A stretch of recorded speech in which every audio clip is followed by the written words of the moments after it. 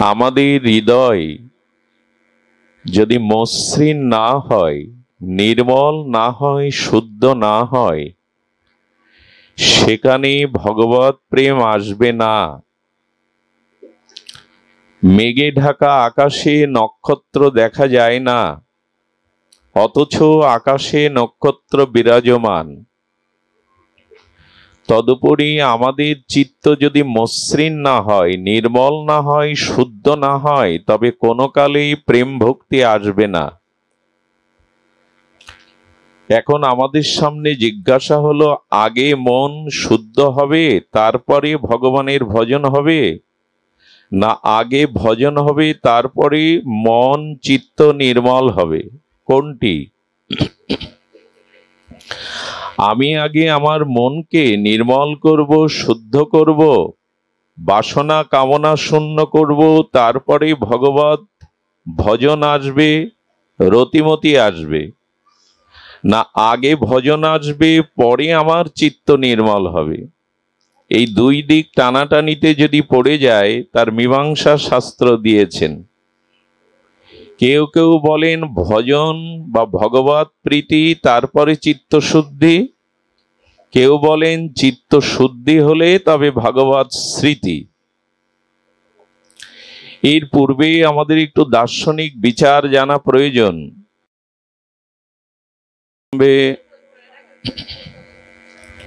প্রারম্ভে অস্মাদীয় গুরুপাদ পদ্মে পরার্ধ কোটি দণ্ডবত প্রণতি। সমাগত গৌড়ীয় আচার্য কুলতিলক, শুদ্ধ ভক্তজন, বৈষ্ণবজন, সাধুজন, মহন্তজন, শ্রদ্ধাশীলা ধর্মশীলা দেবীমূর্তি, ভগবতী মাতৃগণ, জীবাধমের হৃদয়ের অন্তঃস্থলের একান্ত সশ্রদ্ধ প্রণাম আপনাদের সকলের চরণে। সুধীজন, সম্যক মসৃণ শান্ত আমাদের হৃদয় যদি মসৃণ না হয়, নির্মল না হয়, শুদ্ধ না হয়, সেখানে ভগবৎ প্রেম আসবে না।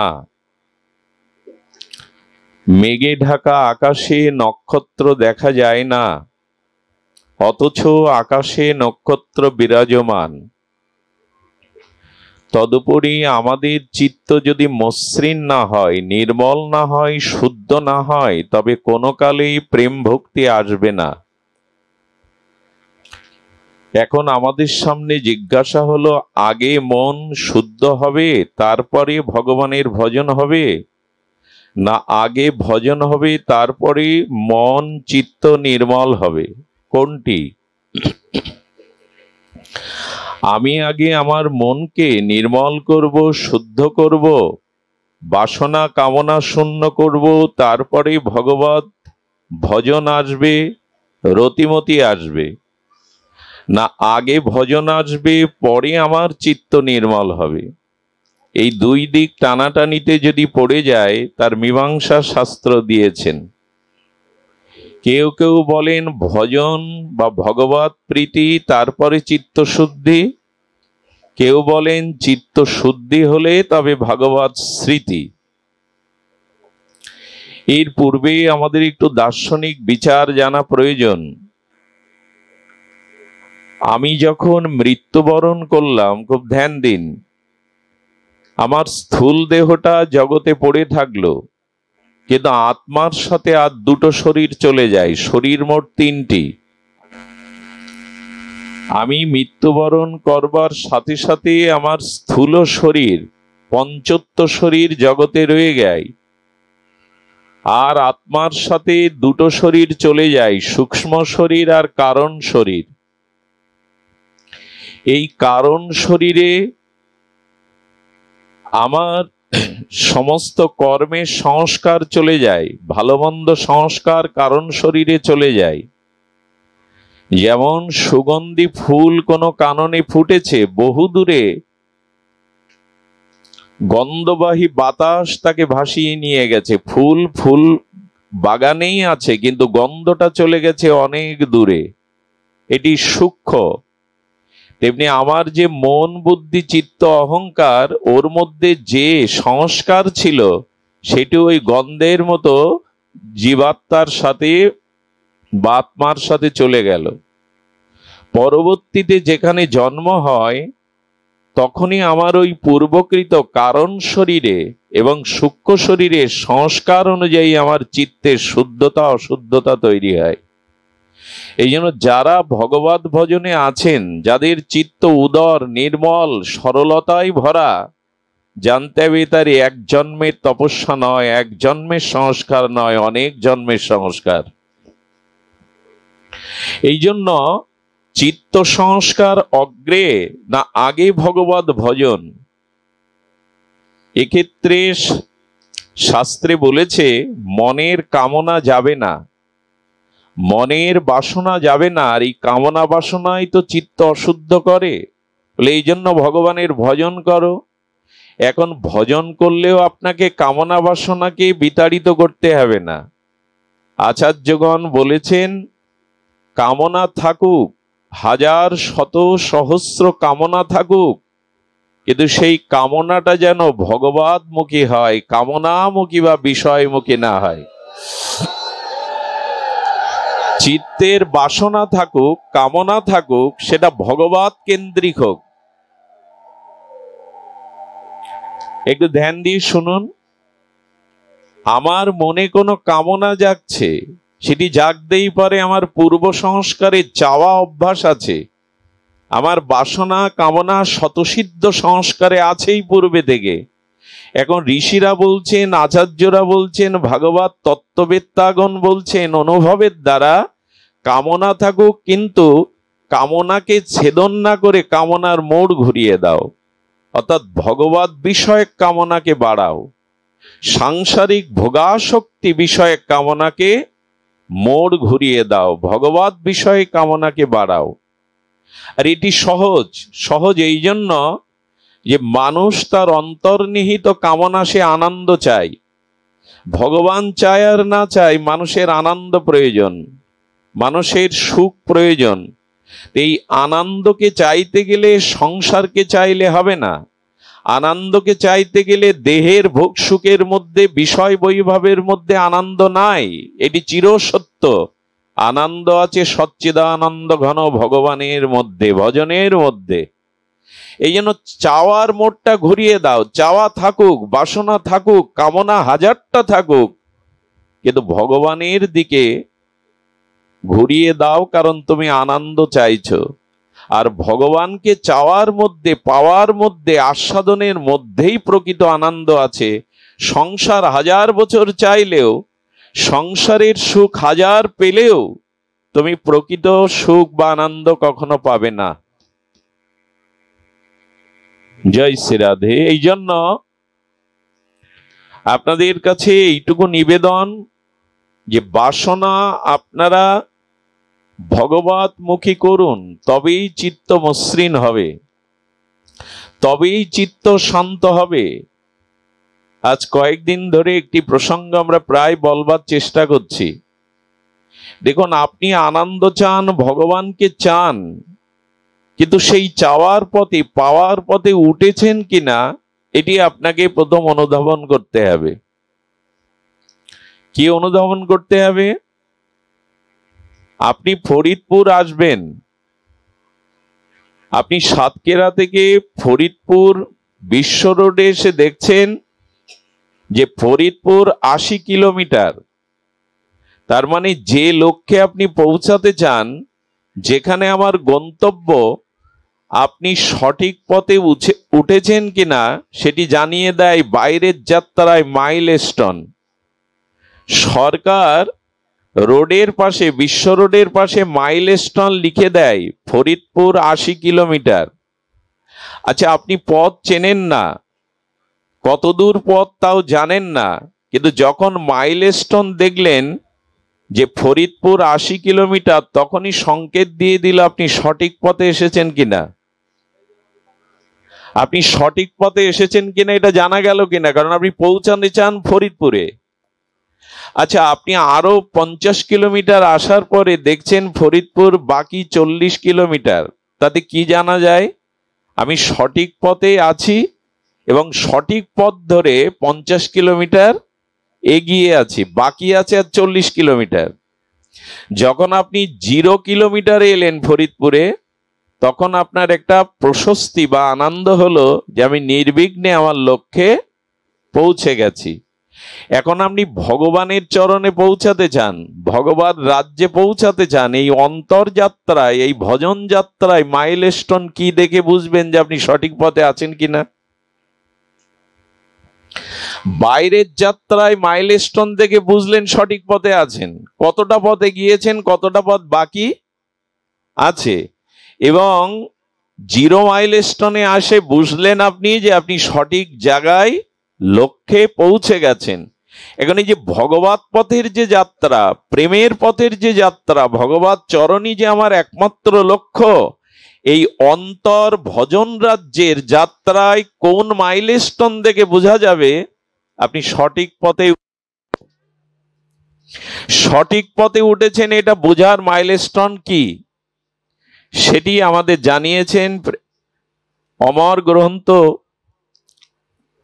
আমাদের মহাপ্রভুর মনোভীষ্ট পূরণকারী রসাচার্য জগৎগুরু আচার্য স্বরগোস্বামীর অন্যতম আচার্য বর্য শিল রূপ গোস্বামী পাদ, তার শ্রী শ্রী ভক্তি রসমৃত সিন্ধু নামক এই অমর গ্রন্থে তিনি বলেছেন, ভগবানের প্রেম রাজ্যে ভগবত চরণে অন্তর্যাত্রায় ভজন রাজ্যে পৌঁছার মাইলস্টোন 9টি। কয়টি? 9টি। এই মাইলস্টোন দেখেই আপনাকে চলতে হবে। সেই 9টি মাইলস্টোন প্রথম বলতেন আদৌ শ্রদ্ধা। কয়টি বললাম? 9টি। প্রথমটা কি? আদৌ শ্রদ্ধা। অথ সাধু সঙ্গ, তত ভজন ক্রিয়া, সাত অনর্থ নিবৃত্তি, নিষ্ঠা, রুচি, আসক্তি, ভাব, ভক্তি, প্রেম। এই 9টা হলো মাইলস্টোন ভগবত প্রেম রাজ্যে পৌঁছাবার। তার প্রথমটা কি বলা হলো? আদৌ। বারবার বলছি এই কারণে, প্রথম তো এইটি আপনাকে জানিয়ে দেবে যে আপনি সঠিক পথে এসেছেন। ফরিদপুর 80 কিলোমিটার দেখলেন, তার মানে জানলেন আপনি সঠিক পথেই উঠেছেন। ওখানে লেখা থাকতো যদি বগুড়া 80 কিলোমিটার, যাবেন তো ফরিদপুর, লেখা আছে বগুড়া 80 কিলোমিটার, সঠিক পথে আপনি ওঠেননি। তো ভগবত চরণে প্রেম প্রাপ্তির জন্য যে 9টি মাইলস্টোন, তার প্রথমেই রূপ গোস্বামী বলছেন আদৌ শ্রদ্ধা। এইটি আপনার মধ্যে আছে কিনা, আমার মধ্যে আছে কিনা, সাধকগণের মধ্যে আছে কিনা, এটি আজকে একটু নিরীক্ষণ করুন যে আপনি সঠিক পথে আছেন কিনা। কারণ আপনি ভগবত রাজ্যে শ্রদ্ধা ছাড়া এক পাও এগিয়ে যেতে পারবেন না। আদৌ শ্রদ্ধা, এটি স্মরণ রাখতে হবে। আদৌ শ্রদ্ধা, শ্রদ্ধা ব্যতীত আপনি সঠিক পথেই নেই। মালা তিলক নিয়ে আছি, 20 বছর ভজন রাজ্যে আছি, হরিনাম পাঠ কীর্তন করছি, কিন্তু শ্রদ্ধা অপচয় যদি না হয়, তাহলে জানবেন আপনি এখনো সঠিক পথে ওঠেন নি। পৌঁছানো তো দূরে, আরো 9টা মাইলস্টোন তো দূরে, আপনি পথেই ওঠেননি। আজকে এই বিষয়ে একটু জানতে হবে, শ্রদ্ধা কাকে বলে। এটার অভাবেই সব শেষ হয়ে গেল। এক অঙ্গ সাধে কেহ, সাধে বহু অঙ্গ। নববিধা ভক্তির অঙ্গে বলছেন যে আপনি নববিধা ভক্তি যাজন করতে পারবেন না। শ্রবণ, কীর্তন, অর্চন, বন্দন, পাদসেবন, স্মরণ, দর্শ, সাক্ষ্য, আত্মনিবেদন, প্রহ্লাদ মহারাজের এই নববিধা ভক্তি একসাথে কেউ পালন করতে পারবে না, বিশেষ কলিযুগে। সে সত্য যুগে একজনই করতেন, অম্বরীশ মহারাজ। তা আপনি এই 9টার মধ্যে একটা অন্তত ভজন করুন, এক অঙ্গ। 9টা অঙ্গের মধ্যে কি কি অঙ্গ বললাম? সময় অতিবাহিত হয়ে গেছে, দেরি হয়ে গেছে, এই জন্য মানসিক চঞ্চলতা আছে। 9টি ভজনাঙ্গ কি? শ্রবণ, কীর্তন, স্মরণ, বন্ধন, অর্চন, পাদসেবন, দাস্য, সখ্য, আত্ম নিবেদন। এই 9টি অঙ্গের যে কোনো একটি অঙ্গ ভজন করে আপনি প্রেম পেয়ে যেতে পারেন, ভগবত চরণ পেয়ে যেতে পারেন, নিজের আত্মকল্যাণ স্বরূপধামে যেতে পারেন, কিন্তু সেই ভজনটি নিষ্ঠা বা শ্রদ্ধার সহিত হতে হবে।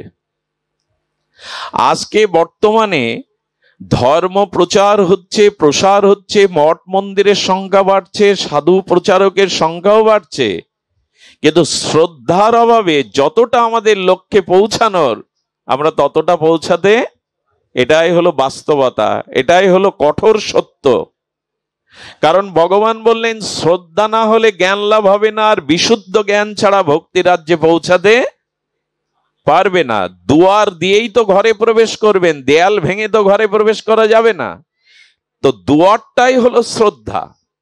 এখন শ্রদ্ধা কাকে বলে? শ্রদ্ধা শব্দের কবিরাজ কৃষ্ণ গোস্বামী অর্থ করেছেন সাধু শাস্ত্র বাক্যে সুদৃঢ় নিশ্চৈতিকা বিশ্বাস। সুদৃঢ় নিশ্চৈতিকা বিশ্বাসের নাম হলো শ্রদ্ধা। কি করে বোঝায়? সাধু এবং শাস্ত্র যে বাক্য, এই সাধু এবং শাস্ত্র গুরু বাক্যে সুদৃঢ় নিশ্চৈতিকা দৃঢ় বিশ্বাসের নাম হলো শ্রদ্ধা।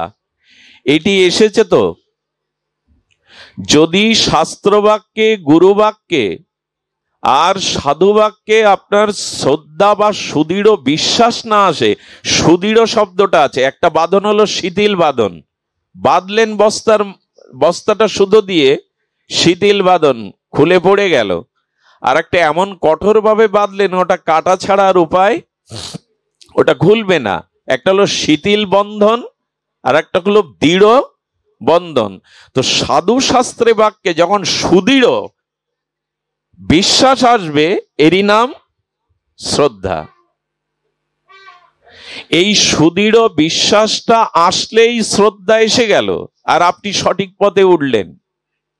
খুব মার্মিক কথা, শাস্ত্র বাক্যে, গুরু বাক্যে শ্রদ্ধা না থাকার কারণে আজ আমরা সঠিক পথ, সঠিক লক্ষ্য, সঠিক প্রাপ্তি আমরা বঞ্চিত হচ্ছি। এটা অপূর্ব দৃষ্টান্ত, যেটা কয়েকদিন ধরে বারবার বলছি, কিন্তু তৃষ্ণা মিটছে না।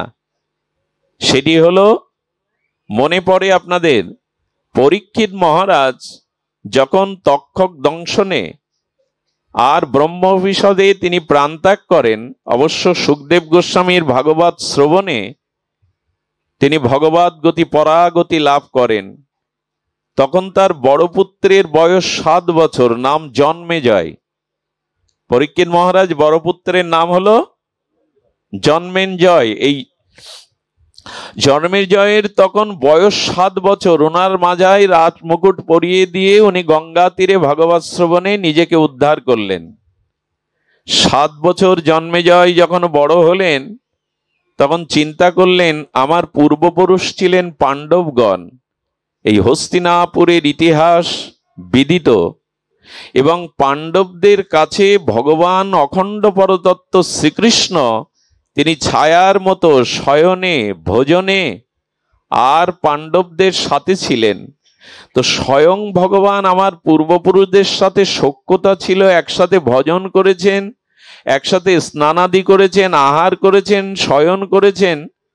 আমি আমাদের পূর্ব ইতিহাস একটু জানতে চাই, পেছনের ইতিহাস জানা খুব দরকার।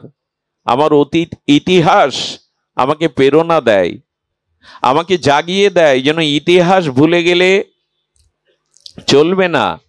পরীক্ষিত মহারাজের এই পুত্র জন্মেজয় চিন্তা করলেন কার মুখে শুনবো, যিনি সাক্ষাৎ দ্রষ্টা, যিনি সাক্ষাৎ দেখেছেন, সাক্ষাৎ সাক্ষী, তার মুখে শুনতে হবে। কার কাছে গেলেন জানেন? কৃষ্ণ দ্বৈপায়ন বেদব্যাসের কাছে। যে বেদব্যাস বেদ বিভাজন করেছেন, যে বেদব্যাস মহাভারত রচনা করেছেন, যে বেদব্যাসের দ্বারা গীতা প্রকাশ হয়েছেন, যে বেদব্যাসের দ্বারা অমলপুরাণ, মহাপুরাণ, ভাগবত রচনা হয়েছে, যিনি নিখিল শাস্ত্রের গুরু, যিনি ভগবানের জ্ঞান অবতার, ভগবানেরই বিশেষ জ্ঞান শক্তির মূর্তি হলেন কৃষ্ণদ্বৈপায়ন বেদব্যাস, যিনি মহাভারতের রচয়িতা, তার কাছে জন্মেজয় গিয়ে বললেন, আমাকে কৃপা করে আপনি জানান আমার পূর্বপুরুষের লীলা ইতিহাস। উনি যখন লীলা বলছেন পাণ্ডবদের ভগবান শ্রীকৃষ্ণের, তখন কুরুক্ষেত্রে যুদ্ধ সমাগত সময়ে যখন যুদ্ধের সূচনার কথা বলছেন, আরম্ভের কথা, তখন জন্মেজয় বললেন, হে কৃষ্ণ দ্বৈপায়ন, আচ্ছা ভগবান শ্রীকৃষ্ণ বর্তমান থাকতে কুরুক্ষেত্রের যুদ্ধ উনি বন্ধ করতে পারতেন, উনি সর্বশক্তিমান তত্ত্ব, সর্ব ঐশ্বর্যপূর্ণ ভগবান, উনি কেন যুদ্ধ বন্ধ করেননি? খুব ধ্যান দিয়ে শুনতে হবে, প্রসঙ্গটা খুব মার্মিক। শ্রদ্ধা কেন দরকার শাস্ত্রবাক্যে, সাধুবাক্যে? ব্যাসদেব বোঝাতে চেষ্টা করলেন বহুভাবে যে ভগবান অবস্থান করলেও কুরুক্ষেত্রের যুদ্ধ তিনি চেষ্টা করেছিলেন, এবং কিছু ঘটনা আছে যা ভগবান থাকলেও ঘটবে, চাইলেও ঘটবে, না চাইলেও ঘটবে, যেটা ঘটার এটা মেনে নিতে হবে। উনি বিশ্বাস করছেন না এই বাক্যে, বলেন ভগবান কর্তম অকর্তম অন্যথা কর্তম সর্বদা কর্তম, তিনি সর্বৈশ্বর্যের মালিক, সর্বশক্তিমান, স্বয়ং ভগবানের পক্ষে অসম্ভব বলে কোনো শব্দ। আচ্ছা কৃষ্ণ কিন্তু গিয়েছিলেন ভগবান, দুর্যোধনের কাছে গিয়ে বললেন, পাণ্ডবরা তোমাদের কি হয়? দুর্যোধন বলো ভাই। বলো তাদের বাঁচবার অধিকার আছে কিনা? বলো আছে। বলে তাহলে 5টা গ্রাম ওদের দাও, ওদের পক্ষ থেকে আমি কৃষ্ণ তোমার কাছে প্রস্তাব নিয়ে এসছি। বিশ্বদেব বললেন, এ কি ভিক্ষা চাইতে এসছেন? দুর্যোধন বলছেন ভগবান কৃষ্ণকে, মানুষ ভিক্ষা চায়, তাকে ভিক্ষা দেওয়া যায়, কিন্তু বিনা যুদ্ধে আমি সুচাগ্র মেদিনীও ওদের। এক্ষেত্রে যুদ্ধ প্রয়োজন ছিল কিনা?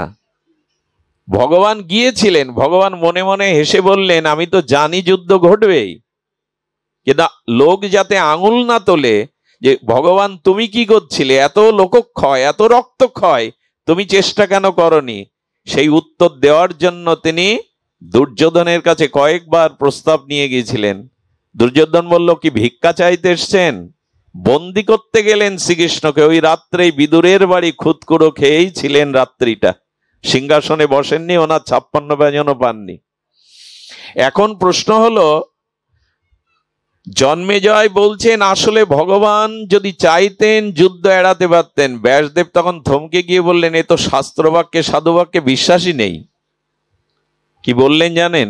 আচ্ছা দেখো, ভগবান চাইলে না চাইলেও কিছু ঘটনা জগতে ঘটবে, কিছু করার নেই। যখন বিশ্বাসই আসলো না সাধুবাক্য, শাস্ত্রবাক্য, তখন বললেন, তোমার 5 বছর পর একটা ঘটনা ঘটবে জীবনে, শুনে নাও, দেখো এড়াতে পারো কিনা। ব্যাসদেব বললেন, 5 বছর পরে তুমি ঘোড়ায় উঠবে না, আমি জানি, তবু তুমি ঘোড়ায় উঠবে। যদি ঘোড়ায় ওঠো একান্তই, তবে সাদা ঘোড়ায় উঠবে না, আমি জানি, তবু উঠবে। সাদা ঘোড়ায় যদি ওঠো তবে উত্তর দিকে যাবে না, তবু জানি তুমি উত্তর দিকেই যাবে। উত্তর দিকে যদি যাও শিকারের উদ্দেশ্যে, কোনো সরোবরের পাশে বসবে না, আমি জানি তুমি বসবে। যদি সরোবরের পাশে বসো তো সরোবরের কূলে এক অশ্বরসম যুবতী সুন্দরী থাকবে, তার প্রতি তুমি আসক্তি হবে না, আমি জানি তোমার আসক্তি আসবে। আচ্ছা আসক্তি যদিও আসুক, তবু তাকে বিবাহ করবে না, আমি জানি তুমি তাকে বিবাহ করবে। যদি তাকে বিবাহ করো একান্তই, তবে তার কথা মতো কোনো ব্রাহ্মণকে হত্যা করবে না, আমি জানি তুমি হত্যা করবে। আর ব্রাহ্মণ হত্যার সাথে সাথে ব্রাহ্মণ হত্যার পাবে তোমার কুষ্ঠ হয়ে তুমি মারা যাবে। দেখো ঠেকাতে পারো কিনা। শাস্ত্রবাক্যে শ্রদ্ধা না আসার পরিণাম দেখুন। জন্মেজয় বললেন, ঘোড়ায় উঠলে তো সমস্যা শুরু, আজ থেকে ঘোড়ায় চড়াই ছেড়ে দেব। ঘোড়ায় উঠলেন না 5 বছর, 1 সপ্তাহ আগে, ধ্যান দিন, 1 সপ্তাহ আগে তিনি হঠাৎ করে তার মনের মধ্যে স্ফূর্তি এলো, 5 বছর আর 1 সপ্তাহ বাকি আছে, একটু ঘোড়ায় ঘুরি না, রাজার ছেলে আমি, ওদের তো ঘোড়ায় সাওয়ার করার অভ্যাস। তখন বলেছিলেন, ব্যাসদেব বলেছিলেন ঘোড়ায় উঠবে, কিন্তু সাদা ঘোড়ায়, যে আমি সাদা ঘোড়ায় উঠবো না, তাতে তো মিটে গেল, কিন্তু ঘোড়ায় চড়ার স্ফূর্তিটা মনে জেগে গেল। দেখবেন মাঝে মাঝে আমরা না চাইলেও মনের ইচ্ছাগুলো খুব প্রবল হয়, না করে আপনি তা পারেন না, আপনি করবেন না, কিন্তু ইচ্ছা এত প্রবল হয়ে যায় যে আপনি আটকাতে পারেন না। তো তিনি ঘোড়াশালে গিয়ে ওনার সেবকদের বললেন, আমার জন্য একটা লাল বা কালো ঘোড়া এনো, খবরদার সাদা ঘোড়া যেন এনো না।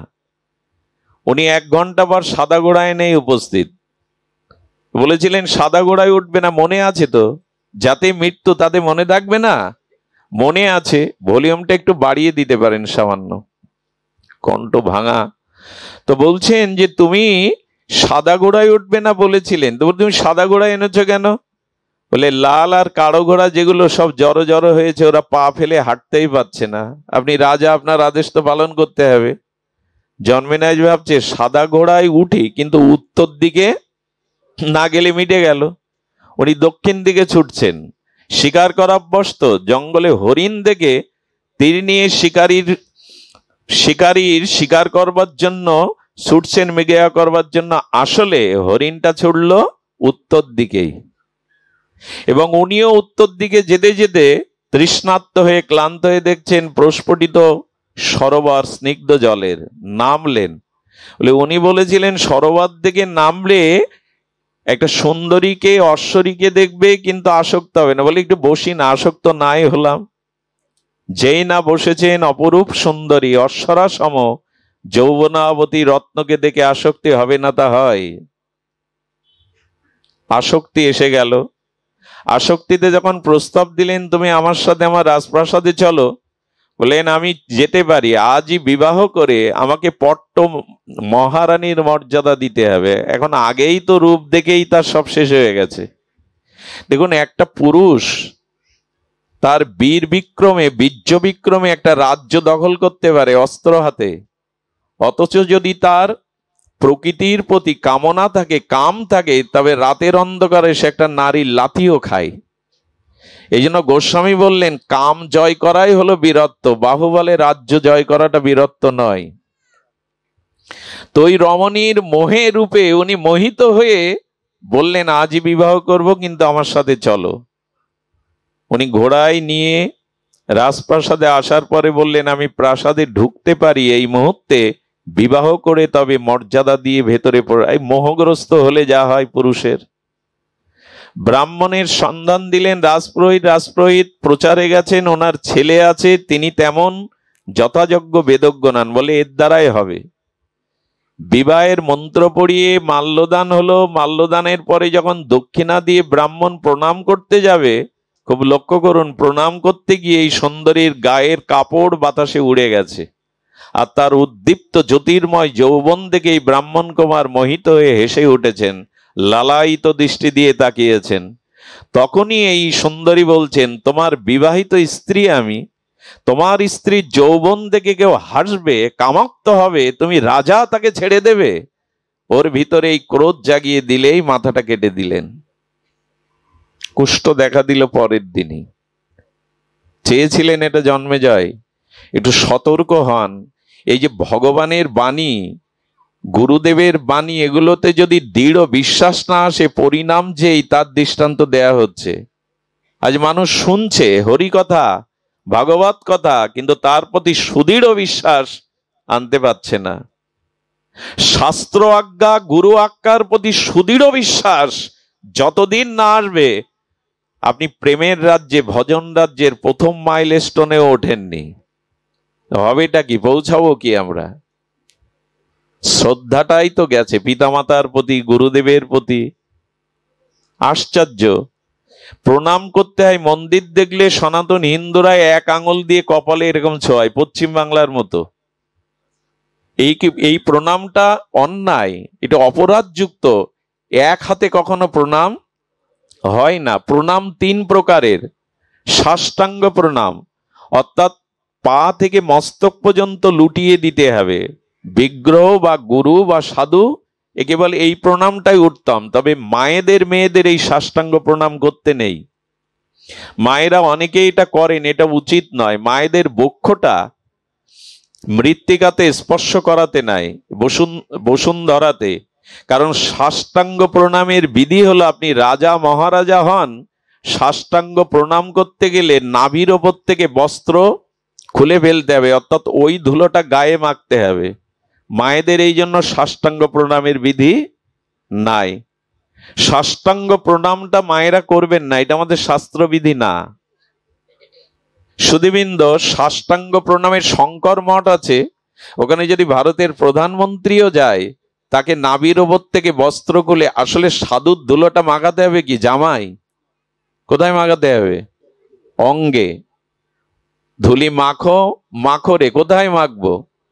আমার চর্মরোগ হয়েছে, জামার উপরে মলম ঘষলে কাজ করবে তো?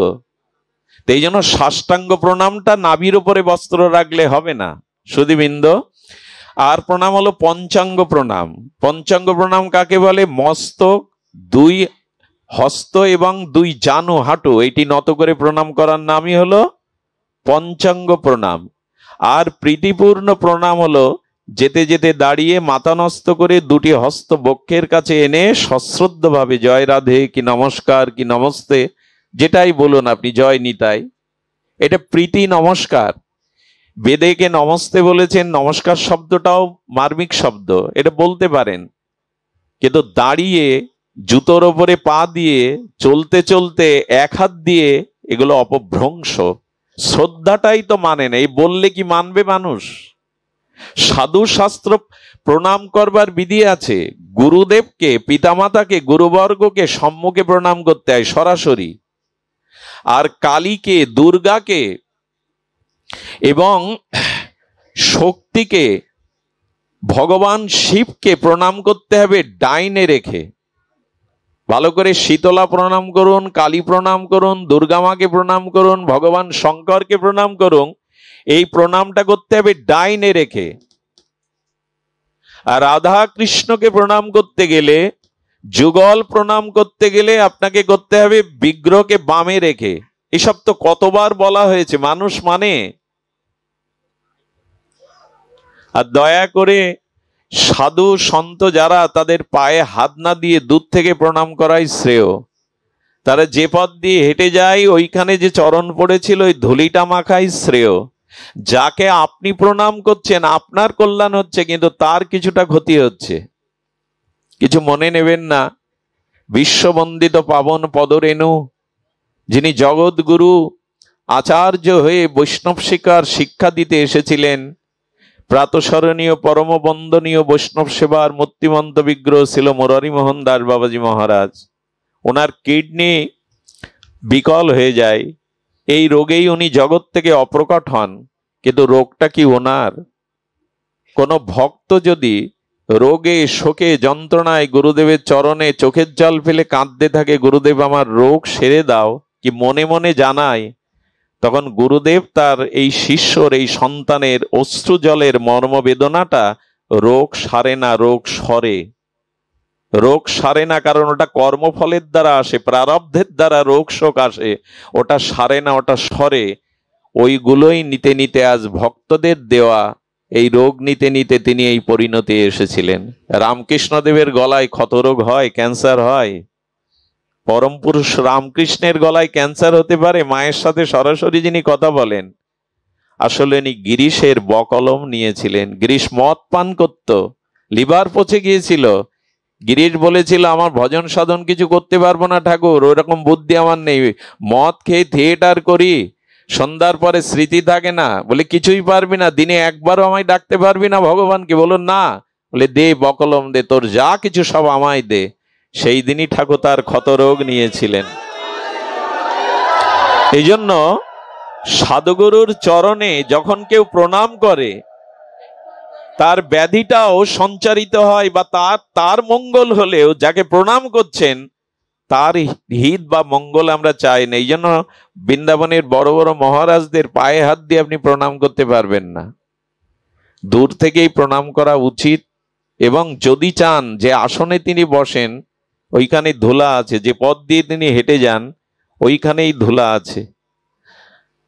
তো সুধীবৃন্দ, আমি বলতে বলতে এসেছিলাম যে শাস্ত্র কথায় বিশ্বাস না হয় তার ক্ষতরোগ হলো।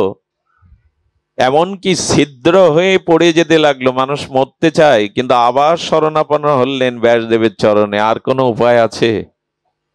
আমার বিশ্বাস হয়েছে যে ভগবান চেয়েছিলেন, তবু কুরুক্ষেত্র হওয়ার ছিল, কারণ আমি সতর্ক ছিলাম, কিন্তু আমার এটা হয়ে গেল।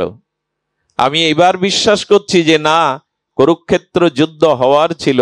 আমার বাঁচবার উপায় বলুন। বলেন উপায় একটাই, আপনাদের ওই মার্মিক কথা জানায়। বলেন বৈশাপান ঋষির কাছে গিয়ে তুমি মহাভারত শোনো, কৃষ্ণ লীলা শোনো, ভাগবত কথা যদি সাধুমুখে শোনো, এই ব্যাধি থেকে তুমি মুক্ত হতে পারবে। যে কথায় অশ্রদ্ধা এসছে তা যদি শুনতে পারো। আমি নিবেদন করি, হরি কথাতে যদি আপনাদের শ্রদ্ধা হয়, আরে গোকর্ণ উপাখ্যানে, আমাদের ভাগবতের মহিমায় গোকর্ণ উপাখ্যানে আর 85 পর্যন্ত প্রেতাত্মা পর্যন্ত উদ্ধার হয়ে গেল 7 দিনে ভাগবত শ্রবণে। হেন পাপ নেই করিনি, যার আত্মার কল্যাণ হয়নি, যিনি 85 বৎ হয়ে প্রেতাত্মা হয়ে ঘুরছিলেন, 7 দিনে গোকর্ণ মুখে ভাগবত শ্রবণ করে তার আত্মা উদ্ধার হয়ে গেল। ভাগবত আমাদের হৃদয় পিশাচিও দূর করে, অভদ্রতা দূর করে, অনন্ত জন্মের ভোগবাসনা দূর করে। এই জন্য পরিপূর্ণ শ্রদ্ধা রেখে হরিকথা সাধুমুখে শ্রবণ করো, এটাই উপায়।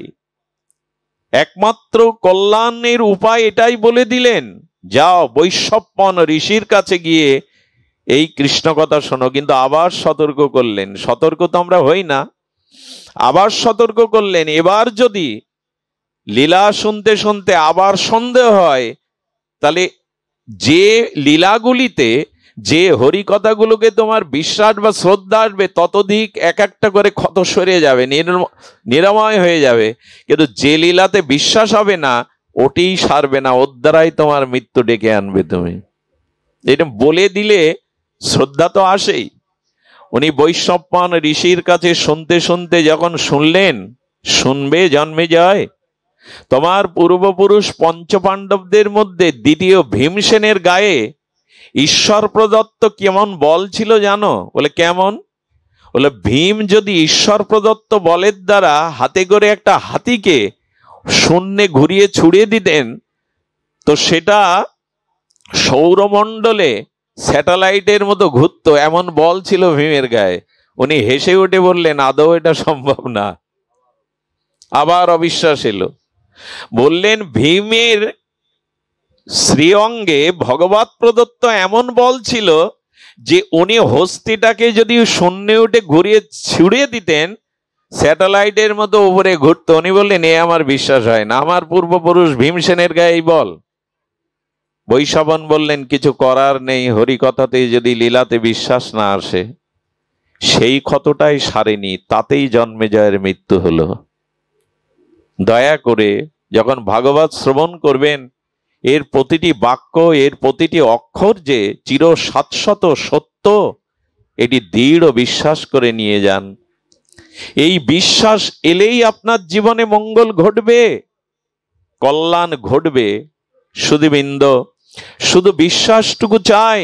রাম বলতে পারছে না, মরা বলছে, তাতেও ব্রহ্মাজি বলে দিলেন মরাই বলো। এই মরাতেই বিশ্বাস এলে, মরা বলতে বলতেই রাম হবে, আর তাতেই তোমার কল্যাণ হবে। মরা বললে রাম হয়, কিন্তু বিশ্বাসটি ছিল এটাই ভগবানের নাম। এই বলতে বলতেই তার শ্রদ্ধা এলো। আমি প্রথম মাইলস্টোন বলেছি কি? শ্রদ্ধা, আদৌ শ্রদ্ধা। এটি ফিরিয়ে আনুন। বক্তার প্রতি যদি শ্রদ্ধা না থাকে, সে বক্তার আলোচনা শুনে আপনার কাজ হবে না। শাস্ত্রের বাক্যের প্রতি যদি আপনার এই আষাঢ়ে গল্প, যুক্তিবাদী মন, আর বিশেষ করে দীনকৃষ্ণর মতো যারা এখন উদয় হয়েছে, তাদের কীর্তনাদি শুনলে, ভাগবত শুনলে মনে হয় সব আষাঢ়ে গল্প। আজকের দিন তো যুক্তিতর্কের দিন, কিন্তু সবকিছুতে যুক্তিতর্ক আনা যায় না। আচ্ছা, আমি গিয়ে বলছি আমার খুব ক্ষুধা লেগেছে, খেতে দিন, খুব ধ্যান দিন, সবকিছু যুক্তিতর্ক দিয়ে আপনি বোঝাতে পারবেন না। এখন যিনি দাতা, অন্নদাতা, তিনি বলছেন ক্ষুধাটাকে দেখাও, ক্ষুধাটাকে প্রমাণ করো, তারপরে আমি তোমায় খেতে দেব। চোখ মুখ অবাক হয়ে আসছে, পেটটা কোগড়ে যাচ্ছে, এতে প্রমাণ হয় ক্ষুধা পেয়েছে? এতে ক্ষুধা দেখানো যায়? আরে একজন তার্কিক বলছে ভগবান আছে যদি দেখাও বিশ্বাস করতে পারি। তখন উনি বলছেন ভগবান আছে দেখালে তুমি বিশ্বাস করবে। সুধীজন, আগে আমরা ফল চাইছি পরে বৃক্ষ চাইছি, এটা হবে তো? আগে ফল চাইছি তারপরে বৃক্ষ চাইছি, এটা হবে না, বৃক্ষ থেকেই ফল হবে। সুধীবৃন্দ, এই জন্য শাস্ত্র বলছেন যে তিনি বলছেন ভগবান দেখাও তবে ভগবানে বিশ্বাস করব। ওই যুক্তিকে খণ্ডন করবার জন্য উনিও বুদ্ধিমান। উনি বললেন আপনি কখনো স্বপ্ন দেখেন? বলে কাল রাত্রেই দেখেছি। বলে ওই স্বপ্নটা আমাকে দেখান, আমি ভগবান আপনাকে দেখাবো। স্বপ্ন দেখাতে পারবেন আপনি কাউকে যে স্বপ্ন আপনি দেখেছেন? কিছু জিনিসের আছে যুক্তি তর্কের মধ্যে যাবেন না, কুতর্ক গর্তে পড়লে আর পা ভেঙে যাবে, উঠতে পারবেন না। এখন তো চারিদিকে এইসব আষাঢ়ে গল্প বলা হচ্ছে, মহাভারত, পুরাণ, রামায়ণ। কিন্তু জানেন ইন্দোনেশিয়ার মতো রাষ্ট্রে রামায়ণকে তারা জাতীয় পুস্তক হিসাবে স্বীকৃতি দিচ্ছে।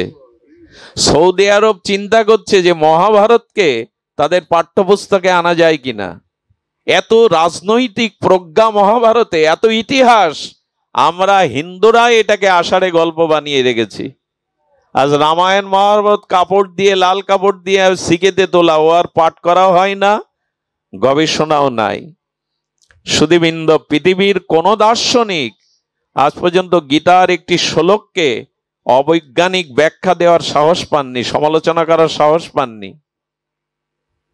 সুধীজন, অনুরোধ করি কুতর্কে পড়বেন না, বিতর্কে যাবেন না। ক্ষুধা আপনি দেখাতে পারবেন না, ক্ষুধা হলো অনুভবের বিষয়, ক্ষুধা দেখানো। আচ্ছা, আপনাকে খাওয়ানোর পরে যদি বলি আপনার ক্ষুধা মিটে গেছে, এটা দেখান, প্রমাণ করুন, ওটা অনুভব ছাড়া প্রমাণ করার জিনিস যে ক্ষুধা মিটেছে। এই জন্য সবকিছু যুক্তি তর্ক আনতে গেলে ঘুলিয়ে ফেলবেন। দয়া করে সাধু শাস্ত্র বাক্যে বিশ্বাস আনুন। এই বিশ্বাস যদি আনতে পারেন তখনই আপনি জানবেন আপনি লক্ষ্যপথে উঠেছেন। আর এই শ্রদ্ধার মাইলস্টোনের পরে হলো সাধু সঙ্গ। শ্রদ্ধা না এলে কিন্তু সাধু সঙ্গ করে লাভ নেই। গীতার একটা বাণী শ্রদ্ধা সম্পর্কে খুব স্মরণযোগ্য। গোবিন্দ বললেন, শ্রদ্ধাহীন যাগ যজ্ঞ তপস্যা যে কর্মই করো সে কর্ম হস্তি স্নানের ন্যায় নিষ্ফল। অনেকের ঘুম আসছে, ঘুমায় না মা সামনে, কি বলছেন শুন, ঘুম আসার সময় হয়ে গেছে, আমি তো ঘুমের সময় আসছি। সুধীবৃন্দ লক্ষ্য করুন, কিন্তু আজ ঘুমায়েন না। গীতায় বলছেন যাগ যজ্ঞ আর তুমি যত ভগবত আরাধনা করো, শ্রদ্ধাহীনের পক্ষে সেটা হস্তি স্নানের ন্যায় নিষ্ফল। হাতি কি করে? সরোবরের নির্মল জলটা গিয়ে আগে ঘুলিয়ে নেয়। আচ্ছা, স্নান করবি কর, উঠে আবার ধুলোয় গড়াগড়ি দিলি, তাতে তো কাদাই হয়ে গেল। তো বললেন শ্রদ্ধা যার নাই তার কাছে ভগবত যাগ যজ্ঞ কর্ম সব হস্তি স্নানের ন্যায় নিষ্ফল। দয়া করে শ্রদ্ধা আনুন। আর এই শ্রদ্ধা যার প্রতি নাই তার সঙ্গ করেও এগোনো যাবে না, দোষ দৃষ্টি এসে যাবে, কুতর্ক এসে যাবে, এতে ভগবত ভক্তির পথ রুদ্ধ হয়ে যাবে। সুধীবৃন্দ, দ্বিতীয়টা কি বলা হলো? এর পরের মাইলস্টোন হলো সাধু সঙ্গ। সাধু সঙ্গ শ্রদ্ধার দ্বারা করতে হবে, তবে পুরোপুরি শ্রদ্ধা প্রথমে আসবে না। শ্রদ্ধা এলো, সাধু সঙ্গ করলেন। আপনারা এত দূর থেকে এত কষ্ট করে শ্রদ্ধা না থাকলে এসেছেন?